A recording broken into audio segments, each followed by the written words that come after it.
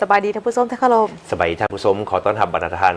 เข้าสู่การรายงานสดข่าวภาคคำจากห้องข่าวโทรภาพแห่งชาติลาวข่าวภาคคำประจำวันพุธที่29กรกฎาคม2026นำเสนอข่าวภาคนี้โดยข้าพเจ้าสุธิเกียรติทวีสุขพร้อมโดยพันงาสุธิพงษ์เจ้าสบายดีเจ้าท่านผู้ชมสำหรับข่าวคำในมื้อนี้มีหลายข่าวเช่นเคยที่น่าสนใจมานำเสนอมีทั้งข่าวภายในข่าวต่างประเทศพร้อมด้วยข่าวกีฬาเจ้าท่านผู้ชมที่เคารพข่าวภาคคำทำอีนี้ไปเริ่มข่าวจากทางท้องถิ่นห้องเลขาพรรคแขวงไซสมบูรณ์ลงเยี่ยมยามสุขยูเวียกงานก่อสร้างฮักฐานการเมืองประจำกลุ่มบ้านยามเจริญตาแสงแก้วมีไซเมืองทาทมในโอกาสดังกล่าวก็ได้รับฟังการรายงานโดยย่อสภาพเวียกงานหอบดานของการจัดตั้งปฏิบัติเวียกงาน6เดือนต้นปี2026และทิศทางแผนการ6เดือนท้ายปี2026ซึ่งในระยะผ่านมาหน่วยงานพนักงานก่อสร้างหากฐานคณะกรรมการปกครองตาเสงได้สมทบกับคณะภาคบ้านแต่ละบ้านในตาเสงอย่างกลมเกลียวนอกนี้ยังได้เอาใจใส่ศึกษาอบรมการเมืองแนวคิดให้พนักงานสมาชิกพรรคและประชาชนบรรดาเผ่าเป็นปัญหาสำคัญพร้อมทางนำพาการจัดตั้งเสื่อมซึมแนวทางแผนนโยบายมติคำสั่งข้อกำหนดกฎระเบียบของพรรคกฎหมายระเบียบการของรัฐให้บรรดาหน่วยพรรคที่ขึ้นกับสมาชิกพรรคพนักงานบำนาญสหพันธ์นักรบเก่าและประชาชนเพื่อสร้างความรับรู้เข้าใจตัวแนวทางแผนนโยบายของพรรคทั้งเป็นเจ้าการจัดตั้งปฏิบัติอย่างมีประสิทธิภาพและประสิทธิผลคณะพรรคคณะกรรมการปกครองตาเสงสมาชิกพรรคตลอดฮอดพ่อแม่ประชาชนบรรดาเผ่าภายในตาเสงมีแนวคิดอุ่นเอียนทุนเที่ยงมีแนวคิดทำมาหากินอย่างถูกต้องตามกฎหมายเป็นอย่างดีพร้อมเดียวกันนี้ผู้เข้าร่วมก็ได้ผลัดเปลี่ยนกันแลกเปลี่ยนความคิดคำเห็นเกี่ยวกับคำเสนอต่างๆเพื่อส่องหาวิธีแก้ไขปรับปรุงให้การจัดตั้งปฏิบัติเวียงงานดีขึ้นกว่าเก่าในต่อหน้าโอกาสเดียวกันนี้สหายทองวันธรรมวงศ์ก็ได้มีคำเห็นโอลมซึ่งสหายได้เน้นหนักต่อคณะพรรคคณะกรรมการปกครองตาแสงแก้วมีไซและพนักงานก่อสร้างหากฐานกองเก่า21ให้เอาใจใส่ในการปฏิบัติสิทธิและหน้าที่ของพนักงานหากฐานปฏิบัติตาม4เนื้อใน4ขัดหมายของเวียกงานก่อสร้างหากฐานการเมืองของพรรคอย่างลึกซึ้งและเข้มงวดในนั้นพนักงานก่อสร้างหากฐานการเมืองต้องถือเอาการพัฒนาเศรษฐกิจสังคมให้แก่ประชาชนเป็นหน้าที่ใจกลางต้องสุ่มทุกกำลังแหงและสุ่มทุกการชี้นำเข้าในการแก้ไขความทุกข์ยากด้วยการส่งเสริมการผลิตเป็นสินค้าปรับปรุงคุณภาพชีวิตการเป็นอยู่ของพ่อแม่ประชาชนภายในบ้านให้ดีขึ้นในตอนท้ายการนำแขวงยังได้มอบเครื่องอุปโภคบริโภคจำนวนหนึ่งให้แก่พนักงานก่อสร้างหากฐานและคณะกรรมการปกครองตาแสงเพื่อแจกใหญ่ให้กับครอบครัวทุกข์ยากตื่มอีกไปต่อที่ข่าวทางแขวงหลวงพระบางได้มีการจัดการฝึกทักษะการผลิตเนื้อหาและเผยแพร่หลักสูตรออนไลน์เพื่อเป็นการเสริมสร้างศักยภาพให้แก่สาวหนุ่มทางด้านสื่อดิจิตอลให้เกียรติเป็นประธานร่วมโดยท่านบุญเฮงสุทธิจักรหัวหน้าวิทยุใบหนุ่มสิ้นใส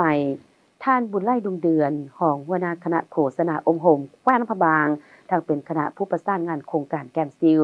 ท่านนางบัวคำดวงปัญญาหัวหน้าโครงการแกมซิลขององค์การแคร์สากลประจำสาธารณรัฐประชาธิปไตยประชาชนลาวพร้อมด้วยภาคส่วนที่เกี่ยวข้องเข้าร่วมอย่างพอเพียงกิจกรรมในครั้งนี้มีผู้เข้าร่วมประกอบด้วยสาวหนุ่มอายุระหว่าง 15-30 ปีที่ผ่านการคัดเลือกจากลาวยุทธเรดิโอนักศึกษาครูอาจารย์จากมหาวิทยาลัยสุภานุวงศ์และโรงเรียนมัธยมสมบูรณ์ปองคำจุดประสงค์หลักแม่นเพื่อเผยแพร่และส่งเสริมการนำเสนอแพลตฟอร์มการเรียนรู้ด้วยตนเองให้กว้างขวางขึ้นพร้อมทั้งยกระดับขีดความสามารถให้แก่สาวหนุ่มในการสร้างสรรค์เนื้อหาสื่อสีเขียวที่สร้างผลกระทบทางบวกต่อสังคมโดยการนำเสนอเครื่องมือดิจิตอลและปัญญาประดิษฐ์หรือ AI นอกจากการเรียนรู้ทฤษฎีแล้วผู้เข้าร่วมอย่างใดฝึกปฏิบัติตัวจริงในการผลิตเนื้อหาด้วย AI เป็นต้นแมนการออกแบบโปสเตอร์และการผลิตวิดีโอพร้อมกันนั้นยังได้เรียนรู้เทคนิคการรายงานข่าวสื่อสีเขียวและการเล่าเรื่องเกี่ยวกับการอนุรักษ์สิ่งแวดล้อมเพื่อปลูกจิตสำนึกและเสริมสร้างการมีส่วนร่วมของสาวหนุ่มผ่านรูปแบบการเรียนรู้ร่วมกันแบบเพื่อนสอนเพื่อนโครงการดังกล่าวมุ่งหวังที่จะสร้างเครือข่ายสาวหนุ่มให้กลายเป็น ผู้สนับสนุนการสื่อสารด้านสื่อสีเขียวเพื่อให้พวกเขาสามารถนำเอาความรู้และทักษะที่ได้รับไปมุ่นสายเข้าในการผลิตสื่ออย่างสร้างสรรค์และมีความรับผิดชอบอันจะเป็นประโยชน์แก่สังคมและช่วยขับเคลื่อนเวียกงานการอนุรักษ์สิ่งแวดล้อมให้มีประสิทธิผลสูงขึ้นในยุคดิจิทัลได้มีการจัดกองประชุมเปิดกว้างครบคณะบริหารงานพรรคแขวงบริคำไซครั้งที่ 5 สมัยที่ 8ท่านอุดร สอนสุรินทร์กรรมการพรรคแขวงเลขาคณะบริหารงานพรรคเมืองท่าพระบาทได้รายงานการนำพาสินำเวียกงานรอบด้านการพัฒนาเศรษฐกิจสังคมของเมือง6 เดือนต้นปี2026มีหลายเวียกงานที่ผลดินบทเรียนที่สามารถทดทนได้ในนั้นเน้น5ข้อคงค้างสำคัญที่ต้องเอาใจใส่แก้ไขอย่างเข้มงวดคือปัญหาปรากฏการณ์ยโสในสังคมถึงว่าได้สุ่มใส่แก้ไขจางต่างหน้าแต่ปรากฏการณ์ยโสเป็นต้นแม่นปัญหายาเสพติดและอุบัติเหตุทางท้องถนนยังเกิดมีอย่างต่อเนื่องการเก็บรายรับและการผลิตการระดมทุนเข้าในการพัฒนาเศรษฐกิจสังคมยังมีน้อยการจัดเก็บงบประมาณบางคงเขตบ่บรรลุตามแผนพร้อมเดียวกันการสุกยูการผลิตเพื่อทดแทนการนำเข้าและการส่งออกของโรงงานอุตสาหกรรมยังมีท่าเอียงลดลงเวียกงานคุ้มครองที่ดินการแก้ไขปัญหาที่ดินยังศึกษาแก่ยาวหลายภาคส่วนยังปัดความรับผิดชอบทางการขึ้นทะเบียนและออกใบใต้ดินตามระบบยังบ่ทันบรรลุตามแผนการจะตั้งปฏิบัติตาแสงเนื่องจากเป็นเวียกงานใหม่จึงพบความยุ่งยากในการประสานงานกับภาคส่วนที่เกี่ยวข้องสถานที่และอุปกรณ์รับใช้ยังบ่ทันเพียงพอกับความเรียกร้องต้องการศึกษาพรมการเมืองแนวคิดการศึกษาอบรมให้พนักงานสมาชิกพรรคและประชาชนยังบ่ทันเลิกซึ่งทั่วถึงการติดตามการร่วมชีวิตการเมืองของหน่วยพรรคบางหน่วยยังบ่ทันเป็นปกติเพื่อสืบต่อพัฒนาเมืองให้เข้มแข็งได้กำหนด6ทิศทางแผนการจุดซุ้มใน6เดือนท้ายปี2026คือรักษาเสถียรภาพและความสงบสุ่มใส่สร้างเมืองให้มีเสถียรภาพทางด้านการเมืองหนักแน่นสังคมมีความสงบเรียบร้อยเข้มแข็งในเวียกงานป้องกันศาสตร์ป้องกันความสงบจัดฝึกอบรมหัดแอบสร้างกลุ่มบ้านสู่หบติดเรียนให้ได้3บ้านเด็ดเดียวแก้ไขปัญหา4เทือน9หัวข้อวิทยาศาสตร์ติดพันกับการจะตั้งปฏิบัติวาระแห่งชาติและหลุดพ้นปรากฏการณ์ยโสเข้มงวดเวียกงานงบประมาณสู้สนจัดเก็บรายรับเข้างบประมาณให้ได้ตามแผนการพร้อมทางคุ้มครองรายจ่ายให้ถูกต้องตามระเบียบกฎหมายอย่างเข้มงวดพัฒนาการศึกษาสาธารณและวัฒนธรรมสืบต่อปฏิบัติเป้าหมายศาสวัสดิ์สร้างครอบครัววัฒนธรรมให้ได้25ครอบครัวฝึกอบรมวิชาชีพระยะสั้นให้ได้3บ้านพร้อมทางการเกียมรับมือและช่วยเหลือภัยพิบัติที่อาจจะเกิดขึ้นให้ท่วงทันเวลาการนำของทางเมืองบุรพาได้ลงไปติดตามการซ่อมแปลงขัวห้วยซอดอยู่ที่บ้านทาแฮของตาแสงตะลองแขวงขมวนท่านสุบรรณ สุวรรณวงศ์คณะประจำภาคเมืองห้องประธานคณะกรรมการปกครองเมืองประธานคณะกรรมการคุ้มครองภัยพิบัติขันเมืองพร้อมด้วยการนำขันเมืองได้ลงติดตามสุกยูการซ่อมแปลงขัวน้ำห้วยซอดอยู่ที่บ้านท่าแห่ตาแสงตะลองเมืองบุรพาเข้าร่วมการซ่อมแปลงขัวมีคณะกรรมการประธานปกครองตาแสงตะลองและพ่อแม่ประชาชนทั้ง3บ้านคือบ้านนาพนังบ้านท่าแห่บ้านนาปุงซึ่งการซ่อมแปลงขัวครั้งนี้แม่นได้ซ่อมแปลงเสริมคานขัวเก่าและได้เปลี่ยนระนาดเปลี่ยนไม้แปลนปูพื้นใหม่สำหรับหน้าเวียกแม่นสำเร็จแล้วเฮ็ดให้ขัวดังกล่าวสามารถนำใส่ได้มีความแน่นหนามั่นคงและขัวดังกล่าวมีความยาว35เมตรและกว้าง3เมตรทุนสมทบของพ่อแม่ประชาชน5บ้านของตาแสงตะลองในปัจจุบันสามารถสัญจรไปมาภายในเมืองบุรพาได้มีความสะดวกสบายในช่วงฤดูฝนและฤดูแล้งได้มีการยกระดับการนำใช้ระบบฐานข้อมูลการขึ้นบัญชีโครงการเช่าและสัมปทานที่ดินรัฐอยู่ทั้งแขวงเซกองโดยการเป็นประธานของฐานคำพันธ์ภาษาแวงห้องหัวหน้าแผนกกสิกรรมและสิ่งแวดล้อมแขวงมีฐานคำแก้วณบุญศรีห้องหัวหน้าแผนกสิ่งแวดล้อมสังคมห้องการคณะกรรมการส่งเสริมและการคุ้มครองการลงทุนขั้นศูนย์กลางมีคณะกู้ฝึกจากศูนย์กลางพร้อมด้วยสมณกรจากแขนงการที่เกี่ยวข้องของแขวงเขาห่วมฐานคำพันธ์ภาษาแวงกล่าวว่าการฝึกอบรมในครั้งนี้แม้นมีความสำคัญหลายเพื่อสร้างความเข้มแข็งให้แก่บรรดาแขนงการของแขวง ในการนำใส่ระบบฐานข้อมูลขึ้นบัญชีโครงการเซาและสัมปทานที่ดินของรัฐเข้าในการคุ้มครองอยู่คะแนนการของตนเพื่อเฮ็ดให้ข้อมูลอยู่ในระบบฐานข้อมูล LCIS มีความแท้เหมาะกับสภาพความเป็นจริงครบถ้วนและเฮ็ดให้ระบบฐานข้อมูลได้รับการปรับปรุงอย่างเป็นระบบต่อเนื่องเฮ็ดให้บรรดาคะแนนการที่เกี่ยวข้องขันแขวงมีความสามารถนำใส่ข้อมูลอยู่ในระบบเพื่อนำใส่เข้าในการเฮ็ดบทรายงานและวิเคราะห์ข้อมูลพื้นฐานเพื่อเป็นบอนอิงในการติดตามกวดกาโครงการลงทุนการวางแผนและนโยบายฉะนั้นเรียกร้องมายังสมณกรทุกท่านตั้งใจฝึกอย่างจริงจังมีความรับผิดชอบและสามารถนำใส่ฐานข้อมูลได้พร้อมกันนั้นก็ต้องได้สั่งร่วมและป้อนข้อมูลให้สำเร็จตามคาดหมายที่วางไว้เพื่อเฮ็ดให้ข้อมูลครบถ้วนและสามารถนำใส่เป็นข้อมูลรายงานให้คันเทิงได้การฝึกอบรมครั้งนี้ผู้เข้าร่วมจะได้รับฟังการบรรยายและถ่ายทอดความรู้จากวิทยากรที่มาจากกระทรวงเกษตรกรรมและสิ่งแวดล้อมในการติดตั้งโปรแกรมที่จะนำใส่และการตั้งค่าในการเข้าฐานข้อมูลการให้บัญชีผู้นำใส่หรือ user แก่ผู้เข้าร่วมนำพาผู้เข้าร่วมนำใส่โปรแกรมตามแต่ละคำสั่งส่งวางข้อมูลวงจรการไหลเวียนข้อมูลและความรับผิดชอบของแต่ละคะแนนการในการปรับปรุงระบบทำความเข้าใจนิยามของบรรดาคำศัพท์ในระบบฐานข้อมูลเช่นโครงการประเภทโครงการที่ป้อนเข้าใส่ฐานข้อมูลเนื้อที่สถานภาพการกวดกาข้อมูลที่มีอยู่ในฐานการปรับปรุงข้อมูลที่มีการเปลี่ยนแปลงขอบเขตตอนดินและปรับปรุงขอบเขตเนื้อที่นำใส่การดึงข้อมูลมานำใส่และอื่นๆสุดฝึกอบรมครั้งนี้จะดำเนินไปเป็นเวลา3วันจึงจะสำเร็จ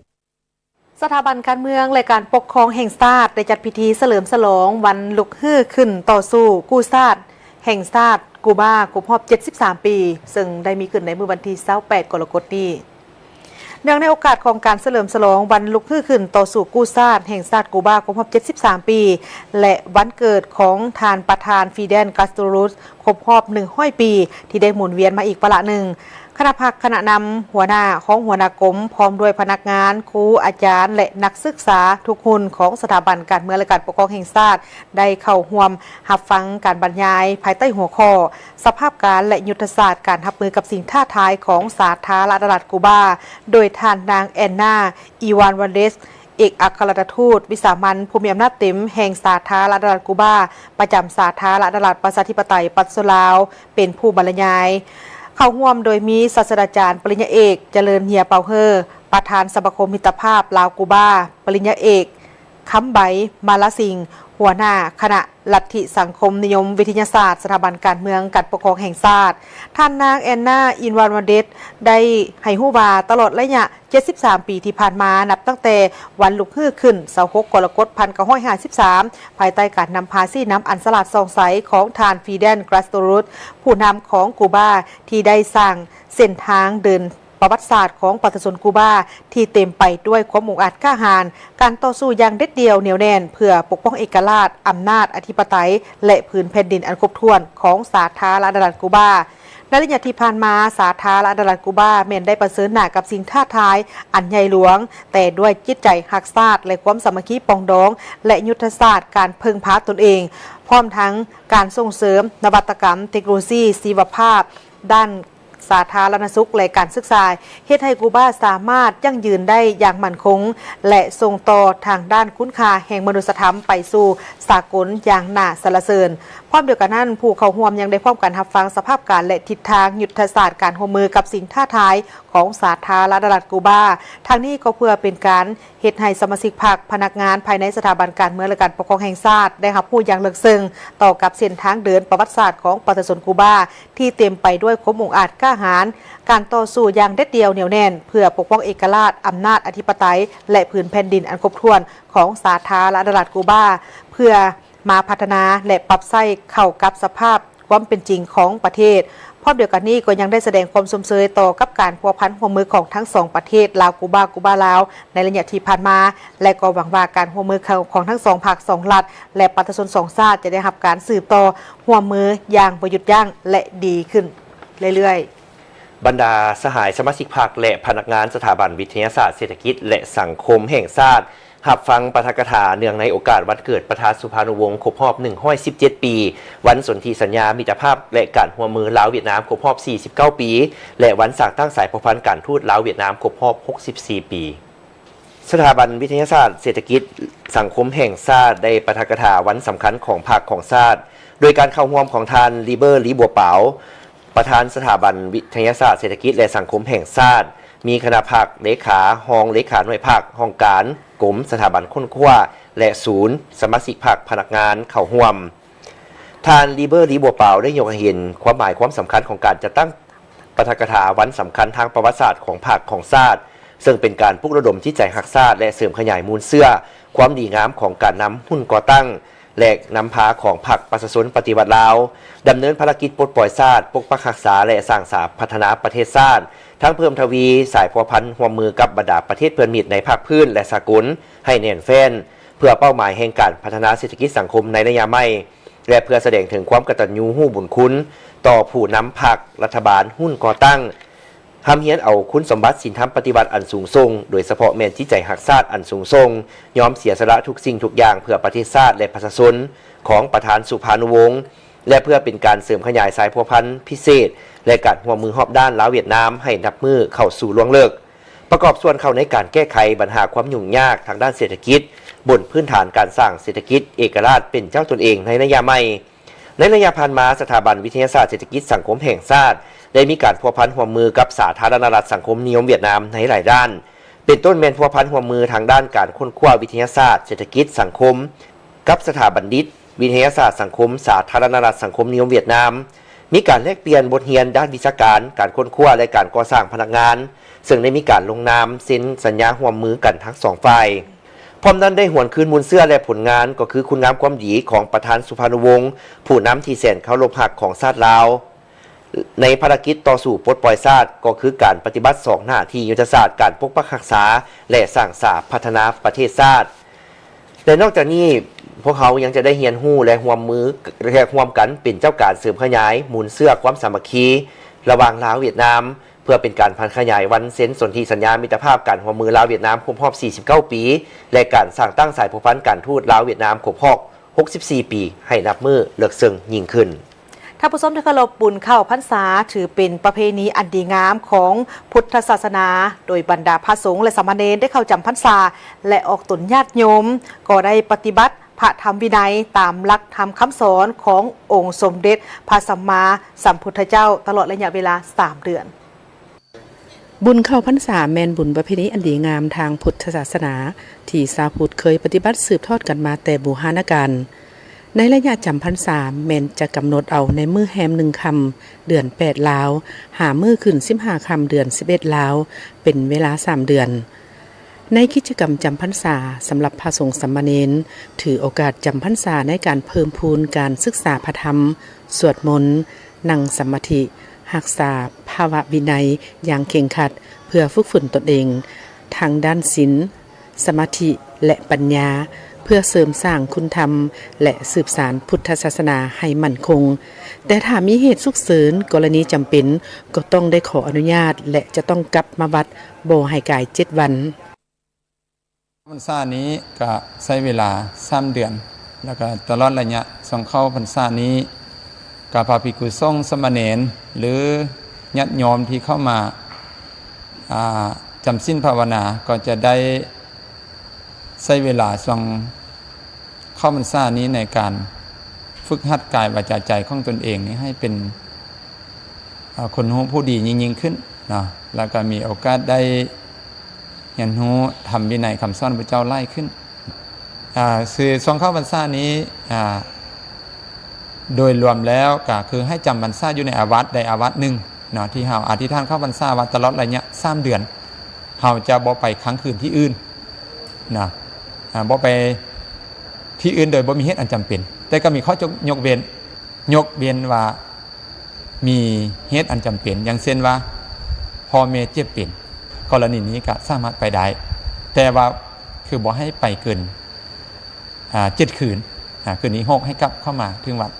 คือแล้วก็มีกรณีอื่นๆนี่ยกเป็นตัวอย่างมาสั้นๆเนาะพ่อแม่เจ็บเป็นพระภิกษุสงฆ์ป่วยเนาะ ก็ไปเยี่ยมยามเนาะแล้วก็พระภิกษุสงฆ์จะลาสิกขาเนาะเพิ่นก็จะมีการให้ไปบอกไปบ้างด้วยเนาะว่าเป็นอย่างจริงต้องจะสิกขาลาสิกขากลางพรรษาดังนี้เป็นต้นนะพร้อมนั้นยังเป็นโอกาสที่ดีงามที่พุทธศาสนิกชนได้พร้อมกันนำเอาวัตถุปัจจัยทานเข้ามาตามวัดวาอารามต่างๆเพื่อถวายเทียนพรรษาถวายผ้าอาบน้ำฝนในพระสงฆ์สามเณรพร้อมทั้งรักษาศีลและฟังธรรมะเพื่อสะสมบุญกุศลและลักธรรมไปปรับใช้ในชีวิตประจำวันโดยโอกาสจำพรรษาในการจัดตั้งปฏิบัติสิ่งตนกำหนดไว้เป็นต้นการปฏิบัติธรรมความดีและการหลีกเลี่ยงอวัยมุขต่างๆที่เป็นผลบ่ดีต่อสุขภาพมีความดีใจเลยมื้อนี้เพราะว่าตั้งใจเนาะตั้งใจมาเฮ็ดเป็นศาสนาพุทธเฮาเนาะมื้อนี้เป็นมื้อเข้าพรรษาก็สิมีเทียนพรรษามีผ้าน้ำฝนแล้วก็มีครูสังฆทานมีปัจจัยแล้วก็ต้องได้มีข้าวต้มเนาะใส่บาตรเนาะต้องได้มีข้าวต้มแล้วก็ดีใจหลายมื้อนี้ได้มาเฮ็ดบุญศาสนาพุทธของก็ต้องได้ว่าคันมาในใจเนาะในใจลึกๆก็มีแต่ว่าทำความดีต่อไปให้ได้หลายขึ้นกว่าเก่าให้ทำได้ก็ดีที่สุดละเนาะให้เฮ็ดได้ก็ดีที่สุดเป็นเทียนเข้าพรรษาอย่างห้องให้ทุกคนมาเฮ็ดบุญนำกันกิจกรรมออกตนญาติโยมปฏิบัติในระยะจำพรรษาบ่เพียงแต่เป็นการรักษาขนบธรรมเนียมประเพณีอันดีงามของชาวพุทธเท่านั้นหากยังมีส่วนร่วมสำคัญในการปลูกฝังคุณค่าทางด้านจิตใจส่งเสริมความสามัคคีและความสงบสุขในสังคมตามหลักคำสอนของพระพุทธศาสนาท่านผู้ชมบุญเข้าพรรษาเป็นอีกหนึ่งใน22ของ14ที่ปฏิบัติสืบทอดกันมาอย่างยาวนานซึ่งในปีนี้แม่นกงกับมื้อวันที่29กรกฎาคมโดยในตอนเช้าชาวพุทธได้พากันนุ่งสุดทางประเพณีลาวอย่างเหียบห้อยเพื่อไปร่วมทำบุญตักบาตรหยาดน้ำและถวายสังฆทานอยู่ที่วัดต่างๆในตอนเช้าของวันที่29กรกฎาคม2026นี้อยู่ทั่วทุกวัดอยู่นครหลวงเวียงจันทร์ได้เปิดให้มวลชนโดยเฉพาะแมนคนลาวชาวพุทธเข้าร่วมพิธีกรรมทางศาสนาเนื่องในโอกาสวันเข้าพรรษาประจำปี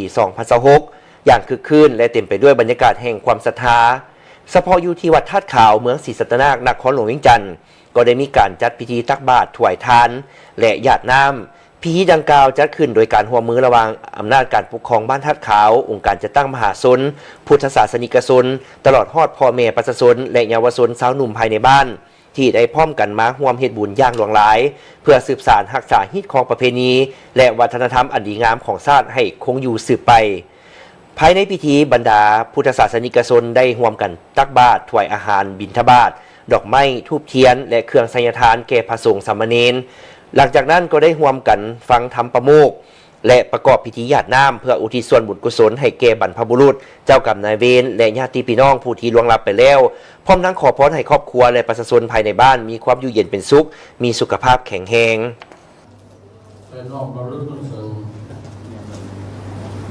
ในข้างพุทธกาลคือเมื่อนี้พระพุทธเจ้าของเราก็ทำอยู่ป่าอิสิปัตนะมฤคทายวันเมื่อพาราณสีประเทศอินเดียออกเป็นนายกเราก็ได้ไปหลายครั้งแล้วนะเมื่อนี้พระพุทธเจ้าไปฮอดตั้งแต่เมื่อวานพร้อมด้วยพระสาวกพร้อมด้วยพระเลขาและเมื่อนี้นั้นเป็นวันขึ้น15 ค่ำเดือนไปพระพุทธเจ้าก็ได้แสดงพระธรรมเทศนาชื่อว่าธรรมจักรกับวัฒนสูตรมาถึงธรรมะเป็นเครื่องหมุนให้มนุษย์ให้สังคมโลกไปสู่สันติภาพสันติสุขปวดมันจะวันที่ทั้ง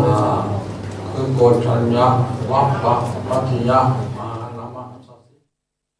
ท่านผู้ชมบุญเข้าพรรษาแม่นหนึ่งในประเพณีอันสำคัญทั้งพุทธศาสนา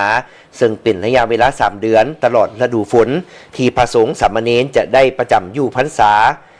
จำพรรษาเพื่อศึกษาธรรมเรียนพระธรรมวินัยปฏิบัติธรรมและฝึกฝนตนอบรมตนเองในขณะเดียวกันก็เป็นโอกาสที่พุทธศาสนิกชนจะได้เข้ามาสร้างบุญบารมีนำเอาหลักธรรมคำสอนมาปรับใช้ในการดำเนินชีวิตประจำวันรักษาความสามัคคีอันแน่นแฟ้นอันนักแน่นภายในชุมชนและความกันสร้างสาพัฒนาบ้านเมืองให้มีความสงบสุขท่านผู้ชมตอนนี้จะพักก่อนหลังจากเคารพธงชาติกลับมาติดตามรับชมข่าวได้ตื่มอีก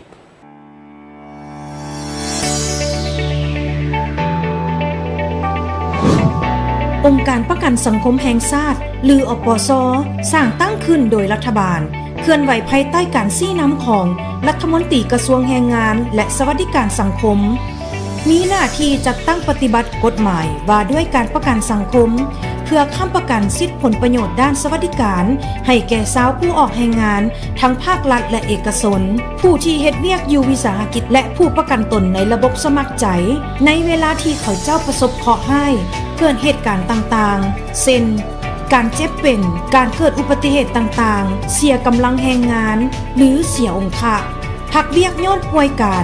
ารเกิดลูกและให้การคุ้มครองเมื่อผู้ประกันตนฮอดอายุเกษียณบำนาญองค์การประกันสังคมแห่งชาติสนองให้โดยบ่เสียค่าธรรมเนียมใดๆพวกเขาให้บริการด้วยความจริงใจมุ่งมั่นรับใช้ผู้ประกันตนด้วยความรับผิดชอบด้วยอุดมการณ์เดียวกันคือเฮ็ดให้ทานอุ่นใจเมื่อใช้ประกันสังคมสอบถามข้อมูลเพิ่มเติมได้ที่องค์การประกันสังคมแห่งชาติบ้านทุ่งสร้างนางเมืองจันทบุรีนครหลวงเวียงจันทน์โทร 021-241-280 ถึง 81 สายด่วน 1508 หรือห้องการประกันสังคมทุกแขวงทั่วประเทศ Facebook ประกันสังคมแห่งชาติประกันสังคมสะสมทุนคืนความสุขชีวิตมั่นคงโรคหัวใจสามารถเกิดขึ้นกับใครได้แน่ข้อยคิดว่ามีแต่คนสูงอายุเท่านั้นที่เป็นโรคหัวใจโรคหัวใจเกิดขึ้นกับคนตุ้ยเท่านั้นโรคหัวใจเกิดจากกรรมพันธุ์โรคหัวใจบ่เลือกว่าจะเกิดขึ้นกับไผซึ่งเป็นสาเหตุหลักที่เฮ็ดให้เสียชีวิตแต่โชคดีที่เฮาสามารถป้องกันได้ด้วยการใช้ชีวิตที่ดีเลือกผลิตภัณฑ์ที่ดีต่อหัวใจเส้นซิมพลีช่วยลดคอเลสเตอรอลและปกป้องหัวใจของท่านซิมพลีเพื่อสุขภาพหัวใจที่ดีภัยน้ำท่วม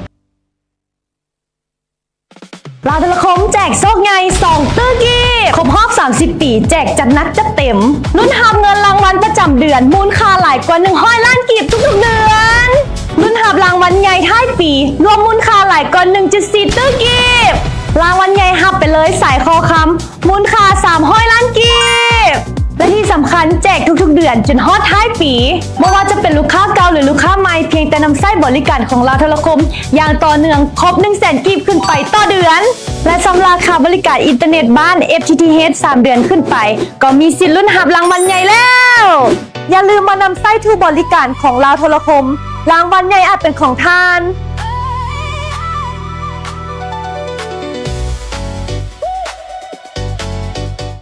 โรคหัวใจสามารถเกิดขึ้นกับใครได้แน่ข้อยคิดว่ามีแต่คนสูงอายุเท่านั้นที่เป็นโรคหัวใจโรคหัวใจเกิดขึ้นกับคนตุ้ยเท่านั้นโรคหัวใจเกิดจากกรรมพันธุ์โรคหัวใจบ่เลือกว่าจะเกิดขึ้นกับไผซึ่งเป็นสาเหตุหลักที่เฮ็ดให้เสียชีวิตแต่โชคดีที่เฮาสามารถป้องกันได้ด้วยการใช้ชีวิตที่ดีเลือกผลิตภัณฑ์ที่ดีต่อหัวใจเส้นซิมพลีช่วยลดคอเลสเตอรอลและปกป้องหัวใจของท่านซิมพลีเพื่อสุขภาพหัวใจที่ดีทุ่งชาติลาวเป็นสัญลักษณ์แห่งสาธารณรัฐประชาธิปไตยประชาชนลาวสันติภาพเอกราชประชาธิปไตยเอกภาพวัฒนถาวร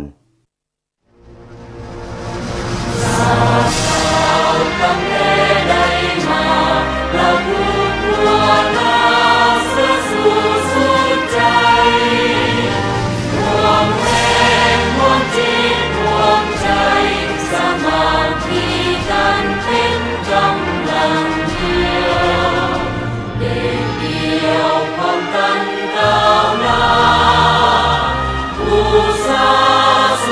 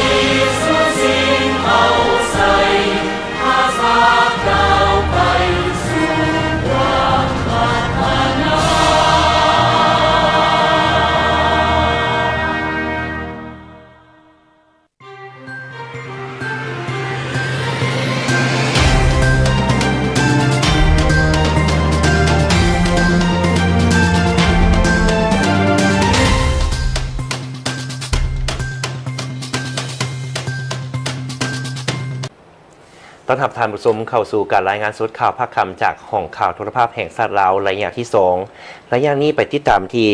ในระหว่างวันที่27-28 กรกฎาคม 2026 คณะรัฐบาลได้ดำเนินกองประชุมสมัยสามัญของรัฐบาลประจำเดือนกรกฎาคมภายหลัง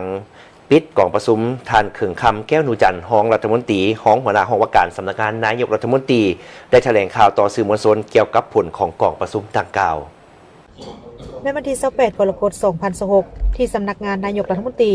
ท่านเขิงคำแก้วหนูจันทร์รองรัฐมนตรีรองหัวหน้าของว่าการสำนักงานนายกรัฐมนตรีได้แถลงข่าวต่อสื่อมวลชนเกี่ยวกับผลของกองประชุมสมัยสามัญของรัฐบาลประจำเดือนกรกฎาคม 2026 ให้ฮู้ว่าภายใต้การเป็นประธานของท่านสนไซศรีพันดรนายกรัฐมนตรีมีบรรดาทานรองนายกรัฐมนตรี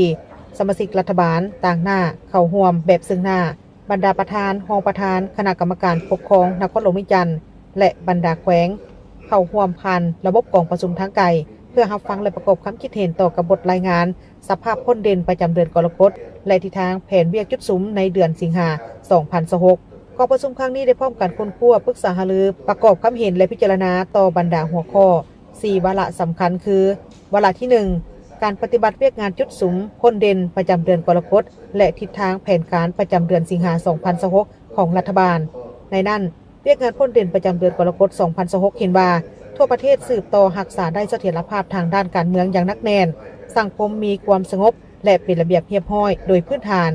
ได้เอาใจใส่เก็บกู้อาวุธวัตถุระเบิดสกัดกั้นและแก้ไขปัญหายาเสพติดแก๊งสแกมเมอร์การลักลอบขุดค้นแห่ธาตุการลักลอบค้นเข้าออกเมืองการนำเข้าและนำไส้พาหนะบ่ถูกต้องตามกฎหมายและระเบียบการอย่างเข้มงวด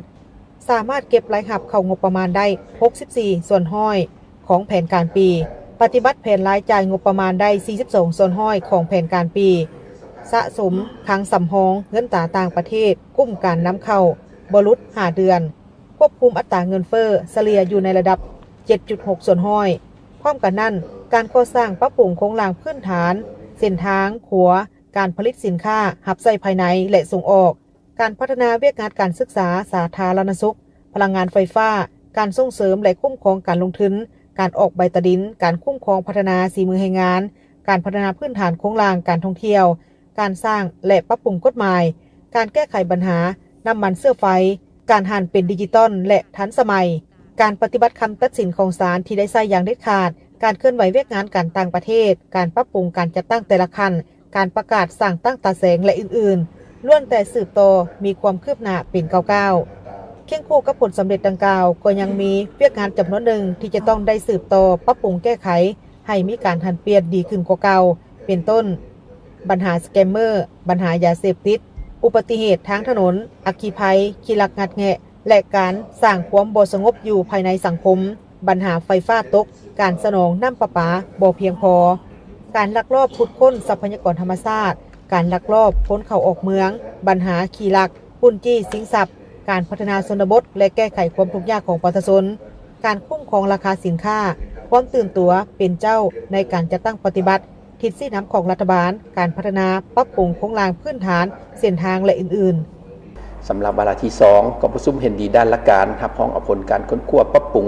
บัญชีกิจการควบคุมตามกฎหมายมาด้วยการส่งเสริมการลงทุนโดยลดลงจาก44รายการมาเป็น20รายการเพื่อให้สอดคล้องกับท่าเอียงการพัฒนาเศรษฐกิจสังคมก็คือกฎหมายที่เกี่ยวข้องสำหรับวาระที่3กองประชุมเห็นดีด้านละการรับรองเอาบรรดาทางกฎหมายที่จะนำเข้าผ่านกองประชุมสมัยสามัญเทื่อที่2ของสภาแห่งชาติชุดที่10จำนวน16ฉบับในนั้นมีกฎหมายสร้างใหม่2ฉบับและฉบับปรับปรุง14ฉบับกองประชุมได้ชี้นำกระทรวงองค์การและภาคส่วนเกี่ยวข้องสืบต่อนำเอาทางกฎหมายที่อยู่ในความรับผิดชอบของคณะกรรมการตนไปปรับปรุงเติมบางจุดให้มีเนื้อในครบถ้วนสมบูรณ์ขึ้นกว่าเก่าสำหรับวาระที่4กองประชุมเห็นดีด้านละการรับรองเอาทางนิติกรรมจำนวน4ฉบับคือ 1. ทางมติว่าด้วยการพัฒนาชนบทและการพัฒนาทรัพยากรมนุษย์ที่มีคุณภาพตอบสนองการพัฒนาในเงื่อนไขใหม่ 2. มันทางกฎหมายว่าด้วยการปกป้องเงินฝาก 3. มันทางกฎหมายว่าด้วยการจราจรทางบกและ 4. มันทางกฎหมายว่าด้วยนายทหารกองทัพประชาชนลาวกองประชุมได้ชี้นำให้ภาคส่วนเกี่ยวข้องนำเอาบรรดาทางนิติกรรมดังกล่าวไปปรับปรุงให้มีเนื้อในครบถ้วนสมบูรณ์ละเอียดจะแจ้งหัดกุมและสอดคล้องกับทิศทางการพัฒนาเศรษฐกิจสังคมในตอนหน้า เพื่อนำเสนอต่อกองประชุมสภาแห่งชาติพิจารณารับรอง แผนเวียกจุดสุมในเดือนสิงหา 2026รัฐบาลจะสืบโตเอาใจใส่ในการปฏิบัติเวียกงานจุดสุมที่สำคัญจำนวน15เวียกดังนี้ 1. สืบต่อสุมใส่รับประกันเสถียรภาพทางด้านการเมืองให้นักแน่นสังคมมีความสงบและเป็นระเบียบเรียบร้อยในขอบเขตทั่วประเทศแก้ไขปรากฏการณ์ย่อท่อต่างๆในสังคมให้เข้มงวดและเด็ดขาดกว่าเก่าติดตามตอบโต้บรรดาข่าวบิดเบือนและใส่ให้ป้ายสีต่างๆการกักเกี่ยมความพร้อมรอบด้านในการรับมือกับภัยน้ำท่วมเพื่อช่วยเหลือประชาชนเขตน้ำท่วมให้ทันการและปลอดภัย 2. ซุ่มใส่การเก็บรายรับงบประมาณจากแหล่งรายรับที่มีอยู่แล้วให้ครบถ้วนเร่งทวงหนี้ต้องรับที่ยังค้างสำระหนี้สินค่าบินผ่านน่านฟ้าและอื่นๆรวมถึงการเก็บค่าธรรมเนียมและค่าบริการต่างๆอยู่บรรดาแขนงการและด้านสากลที่พ้อนค้นคว้านโยบายกลไกการคุ้มครองห้านค่าปลอดภาษีในตัวเมืองเพื่อกระตุ้นกำลังซื้อของนักท่องเที่ยวสืบต่อค้นคว้านโยบายพิเศษสำหรับการพัฒนาแขวงหัวพันและแขวงพงศลีให้สำเร็จในเดือนสิงหาคม 2026 3. ติดตามราคาน้ำมันในตลาดโลกอย่างใกล้ชิดและเกี่ยวข้องรับมือต่อกับความเสี่ยงในการขาดแคลนและเพิ่มขึ้นของราคาน้ำมันเชื้อไฟเพื่อรับประกันการสนองน้ำมันเชื้อไฟให้เพียงพอป้องกันและแก้ไขการกักตุนและปรับโครงสร้างราคาให้แทบเหมาะกับสภาพตัวจริงที่พ้อนค้นคว้ากำหนดทางเลือกในการลงทุนก่อสร้างท่อน้ำมันจากสาธารณรัฐสังคมนิยมเวียดนามมาสาธารณรัฐประชาธิปไตยปาตสุลาวแล้วรายงานรัฐบาลในเดือนสิงหาคม 2026 สืบต่อสุกโยกการปฏิบัตินโยบายส่งเสริมการนำไส้รถไฟฟ้าและพลังงานทดแทนให้แข็งแรงเพื่อลดพรการนำไส้น้ำมันเชื้อไฟเอาใจใส่ติดตามกฎกาความปลอดภัยของเขื่อนและการบริหารจัดการน้ำในเขื่อนสร้างแผนรับมือต่อกับปัญหาไฟฟ้าตกไฟฟ้าดับที่อาจจะเกิดขึ้นปรับปรุงแก้ไขปัญหาสายไฟฟ้าหม้อแปลงสายเคเบิลที่มีอายุการใช้งานหลายปีเพื่อป้องกันการเกิดอัคคีภัย 4. สืบต่อสุ่มใส่ซ่อมแปลงบรรดาเส้นทางหลวงแห่งชาติและเส้นทางหลวงท้องถิ่นที่อาจได้รับผลกระทบจากภัยพิบัติทางธรรมชาติเด็ดขาดบ่ให้การสัญจรถูกตัดขาดและก่อสร้างบรรดาเส้นทางที่กำหนดในแผนแล้วให้มีความคืบหน้าไว้ 5. สืบต่อสุ่มใส่สุกยู่การผลิตฤดูฝนติดตามเฝ้าระวังและแจ้งให้ชาวเกษตรกรกะเกี่ยมรับมือเกี่ยวกับสภาพการเปลี่ยนแปลงดินฟ้าอากาศพยาธิพืชสัตว์ที่อาจจะมีผลกระทบต่อกับการผลิตของประชาชน 6. สืบต่อกะเกี่ยมการจัดการสอบสิ่งคัดเลือกเอานักเรียนเข้าเรียนในศกเรียน 2026-2027 และปลุกระดมสร้างเงื่อนไขที่เอื้ออำนวยให้แก่ลูกหลานสามารถเข้าถึงการศึกษาที่มีคุณภาพกะเกี่ยมเปิดศกเรียนใหม่ในทุกชั้นเรียนพร้อมทางแก้ไขปัญหาการปะละการเรียนและส่งเสริมเรียกงานกีฬาให้มีความเข้มแข็งเพื่อเกี่ยมความพร้อมการเข้าร่วมการแข่งขันระดับต่างๆสืบต่อพัฒนาสีเมืองแรงงานให้มีคุณภาพสนองแรงงานให้เพียงพอกับความต้องการคุ้มครองการเคลื่อนย้ายแรงงานเข้าออกตามด้านต่างๆในขอบเขตทั่วประเทศ 8. สืบต่อสุขยู่ส่งเสริมและดึงดูดการลงทุนภายในและต่างประเทศติดตามกฎการจัดตั้งปฏิบัติบรรดาโครงการลงทุนขนาดใหญ่ที่ได้รับอนุญาตสัมปทานให้ดำเนินไปตามกฎหมายระเบียบการและสัญญากำหนดไว้ 9. สืบต่อติดตามเฝ้าระวังป้องกันและแก้ไขการระบาดของพยาธิตามฤดูกาลที่จะกระทบต่อสุขภาพชีวิตการเป็นอยู่ของประชาชนสืบต่อปรับปรุงยกระดับคุณภาพการบริการการหันเป็นทันสมัยและการคุ้มครองการบริการของห้องหมอเอกชนให้รัดกุม 10. สืบต่อสุ่มใส่แก้ไขปัญหาที่ติดพันกับของเขตวัฒนธรรมและการท่องเที่ยวให้เข้มแข็งกว่าเก่าเป็นต้นปัญหาป้ายโฆษณาปัญหาเสียงเนืองนั้นเกินขอบเขตและปรากฏการณ์ย้อนต่างๆที่มาเกิดขึ้น 11. สุ่มใส่จะตั้งพันขยายผลบรรดากองประชุมผลการเคลื่อนไหวเวียกงานต่างประเทศของการนำภาครัฐขอบการร่วมมือ2ฝ่ายและหลายฝ่ายให้เป็นรูปธรรมหลายขึ้นการเกี่ยมหอบด้านให้แก่การเคลื่อนไหวต่างประเทศของการนำขั้นสูงและการต้อนรับคณะผู้แทนต่างๆที่จะมาเยี่ยมยามสปป.ลาว 12. ให้แต่ละกระทรวงองค์การเทียบเท่าเป็นเจ้าการปฏิบัติลงหากฐานส่วยแขวงตามข้อตกลงฉบับเลขที่27/นย.ลงวันที่20 เมษายน 2026 13. ให้บรรดากระทรวงองค์การรัฐเทียบเท่ากระทรวงและองค์การปกครองท้องถิ่นสั่งรวมเกี่ยวกับการจัดตั้งปฏิบัติทิศชี้นำของรัฐบาลตามมติคำสั่งแจ้งการต่างๆในระยะเดือนมิถุนายนหาเดือนกรกฎาคม 2026 แล้วรายงานให้ห้องประการสำนักงานนายกรัฐมนตรีเพื่อสั่งรวมรายงานท่านนายกรัฐมนตรีและท่านรองนายกรัฐมนตรีผู้ชี้นำได้รับทราบและมีทิศชี้นำ สุ่มใส่กาเกียมกฎหมายต่างๆที่จะนำเข้าพิจารณาในกองประชุมสมัยสามัญเทื่อที่2ของสภาแห่งชาติสุดที่10ให้รับประกันทางด้านเนื้อในและท่วงทันเวลา15สืบต่อกาเกียมและปรับปรุงเอกสารที่จะรายงานต่อกองประชุมกรมการเมืองศูนย์กลางพรรคในต้นเดือนสิงหาคม 2026ซึ่งประกอบมีกระทรวงป้องกันประเทศกระทรวงศึกษาธิการกีฬากระทรวงอุตสาหกรรมและการค้ากระทรวงเกษตรกรรมและสิ่งแวดล้อมและกระทรวงการต่างประเทศในตอนท้ายท่านนายกรัฐมนตรีได้เรียกร้องมายังบรรดาท่านสมาชิกรัฐบาลจงนำเอาแผนเวียกจุดสูงประจำเดือนสิงหาคม 2026ที่กองประชุมได้เอกภาพกันไปปรับปรุงเข้าในแผนเวียกของแขนงการของตนให้ละเอียดมีการแบ่งความรับผิดชอบให้การจัดตั้งบุคลากรแต่ละขั้นและมีคาดหมายเวลาสำเร็จชัดเจนสอดคล้องกับสภาพความเป็นจริงของแต่ละแขนงการในวันที่29กรกฎาคม 2026นี้สภาทฤษฎีศูนย์กลางภาคได้มีการจัดกองประชุมคณะประจำสภาทฤษฎีศูนย์กลางภาคร่วมกับทางคณะรับผิดชอบกาเกียมเนื้อในห่างมติว่าด้วยการสร้างท่าสนามป้องกันชาติป้องกันความสงบทั่วปวงส่วนรอบด้านติดพันกับการพัฒนาชนบทและแก้ไขความทุกข์ยากของประชาชนและคณะรับผิดชอบห่างมติของกระทรวงอุตสาหกรรมและการค้า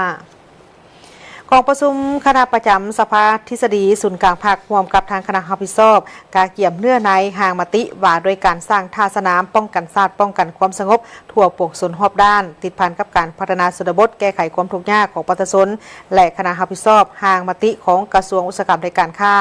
โดยการเป็นประธานของศาสตราจารย์ของสหายศาสตราจารย์ปริญญาเอกกิแก้วไข่คำพิทูลกรรมการกรมการเมืองศูนย์กลางภาคประธานศูนย์การในเราสร้างชาติผู้ชี้นำวงการจัดตั้งมหาชนประธานสภาทฤษฎีศูนย์กลางภาคมีคณะประจำสภาทฤษฎีศูนย์กลางภาคพร้อมด้วยภาคส่วนที่เกี่ยวข้องเข้าร่วมกองประชุมในครั้งนี้เพื่อค้นคว้าประกอบคำเห็นใส่ห่างมติ2ฉบับของทางคณะบริหารงานศูนย์กลางภาคสมัยที่12คือการสร้างท่าสนามป้องกันชาติป้องกันความสงบทั่วปวงส่วนรอบด้านติดพันกับการพัฒนาชนบทและแก้ไขความทุกข์ยากของประชาชนและการสุขโยส่งเสริมและพัฒนาเศรษฐกิจในเงื่อนไขใหม่สำหรับห่างมติว่าด้วยการสร้างท่าสนามป้องกันชาติป้องกันความสงบทั่วปวงส่วนรอบด้านติดพันกับการพัฒนาชนบทและการแก้ไขความทุกข์ยากของประชาชนแมนมติที่มีความสำคัญทางยุทธศาสตร์เพราะเป็นการวางทิศทางในการประสานของทั้ง2ภารกิจยุทธศาสตร์ของชาติก็คือการป้องกันประเทศการพัฒนาประเทศให้เป็นเอกภาพกันอย่างนักแน่นซึ่งการสร้างท่าสนามป้องกันชาติทั่วปวงชนและท่าสนามความสงบทั่วปวงชนจะต้องถือเอาประชาชนเป็นรากฐานเอาการสร้างความเข้มแข็งทางการเมืองเศรษฐกิจวัฒนธรรมและสังคมเป็นรากฐานสำคัญเพื่อสร้างท่าสนามจากภายในให้มีความเข้มแข็งสามารถรับมือกับความเสี่ยงและความท้าทายในทุกด้านและห่างมติว่าโดยการสุขโยส่งเสริมและพัฒนาเศรษฐกิจในเงื่อนไขใหม่แม้นการพัฒนาเศรษฐกิจในระยะใหม่ที่จำเป็นต้องได้มีการเปลี่ยนแปลงแนวคิดจากการเติบโตทางด้านปริมาณสู่การเติบโตทางด้านคุณภาพถือเอาวิทยาศาสตร์เทคโนโลยีนวัตกรรมและการหันเป็นดิจิทัลเป็นปัจจัยขับเคลื่อนใหม่พร้อมกันนี้ก็ต้องสืบต่อในการปรับปรุงกลไกและนโยบายให้เป็นเอกภาพโปร่งใสสร้างสภาพแวดล้อมที่เอื้ออำนวยต่อกับการลงทุนการประกอบธุรกิจและการแข่งขันอย่างเป็นธรรมนอกจากนั้นก็ยังเป็นการยกสูงบทบาทของวิสาหกิจภายในประเทศส่งเสริมวิสาหกิจขนาดน้อยขนาดกลางพร้อมทั้งสร้างขีดความสามารถในการเชื่อมโยงในระดับภาคพื้นและสากลในวันที่28กรกฎาคม 2026สหายวันไซพ้องสวรรค์ประธานคณะกวดกาศูนย์กลางภาคประธานองค์การกวดกาแห่งรัฐหัวหน้าองค์การต้านการสอดราชบางหลวงคันศูนย์กลางพร้อมคณะนำของแขวงพงศลีได้ลงเคลื่อนไหวเยี่ยมยามและเฮ็ดเวียกอยู่เมืองสัมพันธ์ในการลงเคลื่อนไหวเยี่ยมยามและเหตุเวียกในครั้งนี้ได้รับฟังการรายงานสภาพการของเมืองในการจัดตั้งปฏิบัติเวียกงาน6เดือนต้นปีโดยย่อจากสหายท้องตือเกียรติสบงกรรมการพรรคแขวงเลขาพรรคเมืองสัมพันธ์ไทยฮู้ว่ารวมยอดมูลค่าผลิตภัณฑ์ภายในเมือง6เดือนต้นปี 2026ขยายตัวเพิ่มขึ้น 3.43 ส่วนห้อยแผนการปีแม่น 5.55 ส่วนห้อยสามารถสร้างมูลค่าเพิ่มในปัจจุบันได้177.22 ตื้อกีบเท่ากับ 57.64 ส่วนห้อยของแผนการปีเฉลี่ยต่อหัวคนได้ประมาณ 6,320,000 กีบทั่วเมืองมีบ้านที่พ้นทุกข์9บ้านเท่ากับ 14.52 ส่วนห้อยครอบครัวพ้นทุกข์898ครอบครัวกวมเอา 19.46 ส่วนห้อยพลเมืองถูกยากกวมเอา 83.47 ส่วนห้อยของจำนวนพลเมืองในทั่วเมืองมีบ้านพัฒนา2บ้าน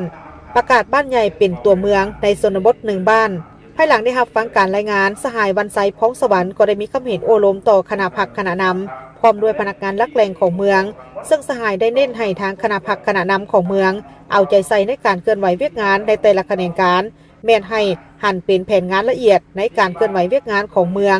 พร้อมทางติดตามกฎการในแต่ละระยะเพื่อเฮ็ดให้การเคลื่อนไหวเป็นไปตามแผนที่วางไว้ให้มีการปรึกษาหารือกันในแต่ละแขนงการจัดสรรที่ดินให้ประชาชนเพื่อให้มีพื้นที่ทำการผลิตให้หลายขึ้นติดพันกับการปรุงแต่งเพื่อสนองภายในเมืองให้กุ้มกินเอาใจใส่ในการปกปักรักษาธรรมชาติสิ่งแวดล้อมดึงดูดการลงทุนด้วยทางแหงของเมืองที่มีส่งเสริมลูกหลานให้ได้เรียนหนังสือเพื่อเป็นกำลังแหงในการแก้ไขความทุกข์ยากครูอาจารย์ต้องได้เอาใจใส่ในการศึกษาสำหรับเวียกงานป้องกันชาติป้องกันความสงบเป็นเวียกยุทธศาสตร์ที่สำคัญที่จะต้องได้เอาใจใส่ในการนำพาซี่นำโดยเฉพาะปัญหาปรากฏการณ์ย่อท่อปัญหายาเสพติดมีสติต่อกลอุบายต่างๆของอิทธิกำลังปรปักษ์เวียกงานก่อสร้างพรรคพนักงานต้องยกสูงคุณภาพของการจัดตั้งพรรคการจัดตั้งปฏิบัติบรรดามติคำสั่งต่างๆของพรรคการขยายพรรคยกระดับความรู้ความสามารถของสมาชิกพรรคพนักงานการเคลื่อนไหวเวียกงานรวมแม่นยึดถือผลประโยชน์ส่วนตัวเป็นหลักตั้งหน้าในการจัดตั้งปฏิบัติเวียกงานที่ได้รับการมอบหมายให้มีประสิทธิภาพประสิทธิผลและให้มีผลสำเร็จเวียกงานกวดกาพรรคกวดกาลัดเวียกงานต้านและสกัดกั้นการโซลาดบังหลวงแม่นเป็นเครื่องมือหนึ่งในการนำพาของพรรคบริหารรัฐด้วยการติดตามกฎกาประเมินผลในแต่ละระยะเพื่อซอกให้เห็นถึงด้านดีด้านคงข้างในการเคลื่อนไหวเวียกงานต่างๆกฎกาการพันขยายมติคำสั่งการสร้างแผนการจัดตั้งปฏิบัติแผนการประเมินแผนกวดเห็นอันใดก็ต้องได้สุกยู่ส่งเสริมโฆษณาเผยแพร่ถ้ามีด้านอ่อนก็ต้องได้มีการปรับปรุงเปลี่ยนแปลงบรรดาสหายคณะพรรคคณะนำของเมืองต้องมีความสามัคคีภายในเป็นปึกแผ่นเป็นกำลังแหงเป็นหัวจักลักแรงในการขับเคลื่อนเวียกงานต่างๆในทั่วเมืองให้นำพาซี่นำบรรษาแต่ละแขนงการอย่างแท้ถึงตัวจริงในโอกาสดังกล่าวนี้สหายวันไซพ้องสวรรค์ก็ได้มอบเงินจำนวน50 ล้านกีบเครื่องคอมพิวเตอร์ปรินเตอร์จำนวน6ชุดพร้อมนี้ยังมีกลุ่มนักธุรกิจหนุ่มก็ได้ประกอบส่วนมอบเงินจำนวน100 ล้านกีบให้กับเมืองเพื่อนำไปหมุนไส้เข้าในเวียกงานต่างๆของเมืองและไปเยี่ยมชมเทศบาลของเมืองตืบอีกกระทรวงเทคโนโลยีและการสื่อสารโดยกรมเทคโนโลยีดิจิตอลได้ร่วมกับทางบริษัท Realver Access สาธารณรัฐเกาหลีได้มีการจัดสัมมนาโดยภายใต้หัวข้อเมนโอกาสแห่งอนาคตการเปลี่ยนผ่านจากเว็บ 2 สู่เว็บ 3 ครั้งที่ 2การจัดสัมมนาภายใต้หัวข้อโอกาสแห่งอนาคตการเปลี่ยนผ่านจากเว็บ 2 สู่เว็บ 3 ครั้งที่ 2ได้จัดขึ้นในอาทิตย์ผ่านมาโดยการเข้าร่วมเป็นประธานของทานไซลือซาอินทรีย์เสียงใหม่รองรัฐมนตรีกระทรวงเทคโนโลยีและการสื่อสารทานประสิทธิเดชหลวงวิไลรักษาการหัวหน้ากรมเทคโนโลยีดิจิทัลมีประธานกรรมการบริษัท Listwork SI จำกัดผู้อำนวยการบริษัท Bitquick จำกัดผู้เดียวพร้อมโดยต่างหน้าจากธนาคารแห่งสาธารณรัฐประชาธิปไตยประชาชนลาวสมาคมนักธุรกิจหนุ่มสถาบันการเงินผู้ประกอบการสตาร์ทอัพและภาคส่วนเกี่ยวข้องเข้าร่วมการสัมมนาในครั้งนี้เป็นการสืบต่อพันขยายความสำเร็จจากครั้งที่1ในเดือนเมษายน 2026โดยมุ่งเน้นการยกระดับจากความรู้ไปสู่การลงมือจัดตั้งปฏิบัติตัวจริงและการสร้างระบบนิเวศดิจิตอลที่เข้มแข็งผ่าน3เป้าหมายหลักคือการลงเลิกการนำใช้โครงรางบล็อกแซนและแบ่งปันตัวแบบความสำเร็จเช่นระบบ Ocastack และ Bitquick พร้อมทั้งเป็นการเปิดโอกาสเข้าถึงแรงทุนจากสากลจากบริษัท Listwork Access สาธารณรัฐเกาหลีในโอกาสนี้ทานรองรัฐมนตรีได้ให้ทิศชี้นำให้ผู้ประกอบการลาวจงยกสูงความเอาใจใส่ถอดถอนบทเรียนเปลี่ยนจากผู้บริโภคเทคโนโลยีมาเป็นผู้สร้างนวัตกรรมและสร้างเครือข่ายพันธมิตรเพื่อขยายตัวสู่ตลาดภาคพื้นโดยกรมเทคโนโลยีดิจิตอลพร้อมที่จะเป็นผู้สุกยู่ปรับปรุงสภาพแวดล้อมด้านนิติกรรมและโครงสร้างพื้นฐานให้เอื้ออำนวยอย่างยืนยงเนาะสำหรับงานในมื้อนี้นี่ก็ถือว่าเป็นโอกาสอันดีที่ว่าได้มีการร่วมมือเฮ็ดสัมมนากับทางกระทรวงและก็มีทางครูร่วมมาจากประเทศเกาหลีที่ว่าเพิ่นก่อนหน้านี้เพิ่นได้เข้ามาเฮ็ดเวียกกับทางกระทรวงเทคโนโลยีอยู่บ้านเฮามาก่อนแล้วแต่เนื่องจากว่าเพิ่นก็อยู่ในอุตสาหกรรมเดียวกับพวกเฮาเนาะเพิ่นหันจะเฮ็ดเรื่องเกี่ยวกับทางเกาหลีเพิ่นเฮ็ดเรื่องเกี่ยวกับเป็นเทคโนโลยีในเรื่องของบล็อกเชนต่างๆเนาะส่วนเฮาเป็นตลาด ฉะนั้นการที่ว่าเพิ่นเข้ามาหาก็แม่นว่าเป็นลักษณะของเฮาจะมีการร่วมมือกันในการศึกษาความเป็นไปได้ที่ว่าคันเพิ่นสิเข้ามาตลาดลาวเพิ่นก็ต้องมาผ่านตลาดภายในของเฮาเนาะคือตอนนี้เพิ่นอยู่ตลาดสากลอยู่แล้วแต่ว่าคันเพิ่นสิมาดำเนินการอยู่ลาวเพิ่นก็ต้องมาร่วมมือกับตลาดภายในเฮาก็เนื่องจากเฮามีฐานะเป็นตลาดเป็นตัวกลางเฮาก็ที่ว่าจะมีการศึกษาว่าของเพิ่นหันมีรูปแบบที่เป็นไปได้บ่ที่จะเข้ามาสู่บ้านเฮาการที่จะจัดงานเซมินาร์เพื่อเซ็น MOA นำบริษัท Bitquid ว่าในเรื่องของการพัฒนาบริษัทต่างๆที่จะใช้โทเค็นนี้เข้ามาอยู่เบื้องหลังเพื่อที่จะเอามาลิสต์อยู่ในแพลตฟอร์มของ Bitquid อันจุดประสงค์ที่2แม่นในปีหน้านี้จะมีงานสัมมนาเกี่ยวกับเรื่องของโทเค็นซึ่งทาง RWA ก็จะเป็นจะได้เข้าร่วมนำเพื่อให้ความรู้แล้วก็นำพาบริษัทต่างๆในเรารู้จักกับบล็อกเชนหลายขึ้นภายหลังสำเร็จการสัมมนาได้มีพิธีลงนามบทบันทึกข้อตกลงร่วมมือ MOA ระหว่างทานวีรศักดิ์วีรวงศ์บริษัท Bitquid จำกัดผู้เดียวและทานซูยูคิมต่างหน้าบริษัท Listwork Asset สาธารณรัฐเกาหลีการร่วมมือในครั้งนี้โดยมี2โครงเขตยุทธศาสตร์หลักคือการเสื่อมโยงระบบน้ำเอาเทคโนโลยีและโครงสร้างพื้นฐานถึงเข้าสู่ระบบกระดานซื้อขาย Bitquid โดยทั้ง2ฝ่ายจะร่วมกันเป็นเจ้าภาพจัดงานมหกรรมลาวบ็อกแซนเฟสติวัลในไตรมาสที่1ของปี 2027เพื่อสร้างเป็นเวทีแลกเปลี่ยนบทเรียนและนวัตกรรมระดับสากลซึ่งจะเป็นเงื่อนไขในการดึงดูดความร่วมมือจากภาคส่วนรัฐภาคอุตสาหกรรมและสถาบันการลงทุนชั้นนำจากทั่วโลกเข้ามาสู่สาธารณรัฐประชาธิปไตยประชาชนลาวบริษัท RWA จำกัดประเทศเกาหลีและบริษัท Bitquid จำกัดผู้เดียวของสปป.ลาวท่านผู้ชมที่เคารพต่อไปเส้นทางที่ตามรับชมสถานการณ์ข่าวที่เกิดขึ้นอยู่ต่างประเทศพร้อมด้วยข่าวกีฬา